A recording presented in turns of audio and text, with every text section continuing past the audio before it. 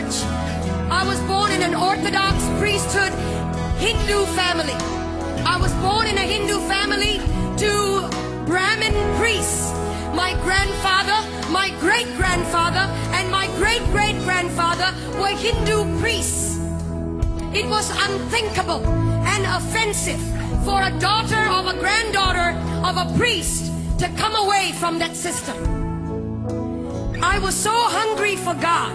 I was so thirsty for God. When I was born at the age of 6 days old, I was dedicated to Hindu demons in a cave temple. I was left in a cave temple, and from that moment on, my mind, my spirit, and my soul was overtaken by demonic forces that I had no control over. I could not control these forces. They controlled me. Every decision I made, everything I became. I began to learn to worship the names of over 2,000 gods. Over 2,000 gods by memory. It was required of me. It was required of the priesthood. And I, as an obedient daughter of a priest or granddaughter of a priest, I learned the names of 2,000 gods. At the age of 19 or 20, I was so hungry for God, but I did not know His name, where He was, who He is. And so I started a journey of pain and darkness. At the age, in my late teens, in 1920, I became discipled under a witch. And the reason I went into that was not to harm anyone, but to find God. Any which way at all. When you're hungry, you get desperate. And when you're desperate, you will do anything to find God. And so I went after Him. And I didn't find Him in the pages of Hinduism. I didn't find Him in the pages of the priesthood creed. I didn't find Him in the pages of mantras and prayers that I was taught to believe in. I didn't find Him in the rooms of temples. Huge temples. I would go into that and want to look for God. There was one time I was in southern India, and there was in this temple. I went in and I opened the curtain. There was a veil that divided the holy area from the rest of the public. Well, I couldn't wait. I had no authority to go into that area. Only a male priest could go in there. I opened the curtain, and there was a 10-foot idol. 12 arms, 12 faces, myriad number of eyes. He didn't see me.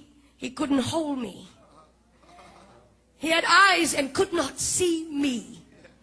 Years down the road, I was struck with a demonic pain in my body. From the top of my head to the tips of my feet, I would be in pain. Painkillers and suicide came the order of the day. I took painkillers every day, more than the required dose, just to knock myself out. And in my mind, it was one thought: if I ended my life, I would end the pain. And so I was sitting at the edge of my bed, possibly on the last day of my life on this planet. Sometimes, when it all looks lonely, you feel that nobody really cares. Hear me, young people. He's watching over you. He's watching over you. And it may not be tangible, but He's over you. And He loves you. And He'll come through for you if you would just focus on Him and let the other stuff go. And I was sitting at the edge of my bed, frustrated, fed up. And I cried out, like you have cried out, Jesus! I'd heard of that name when I was growing up. Christmas cards. Christian people that would come to my door and tell me He died for you. And I would resist them and argue with them. Proud and arrogant of the priesthood that I belonged to. Ignorant. And when I cried out, Jesus, the presence of a holy God began to filter through that room.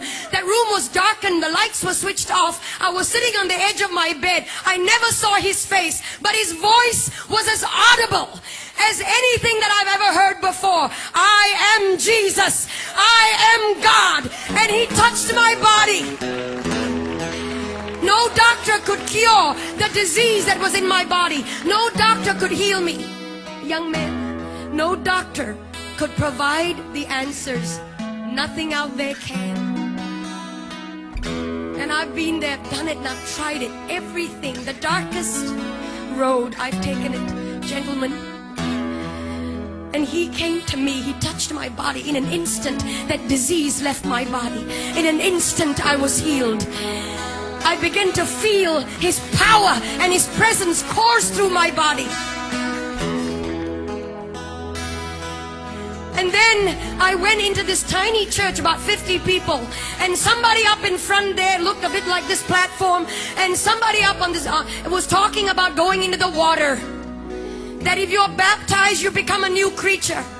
Well, I didn't understand that either. I was wondering how water can make such a big difference. What's the big deal? We take showers every day. I went up to this preacher man and I said, will you put me in this water? Because everything and anything he wants me to do, I'm ready to do it. He has set me free. He has healed me. Anything and everything. No matter the price. No matter.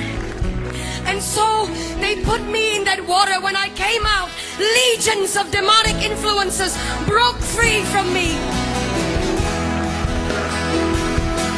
And I was set free, church.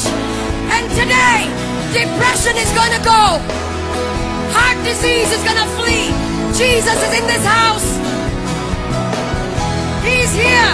And if you could shout.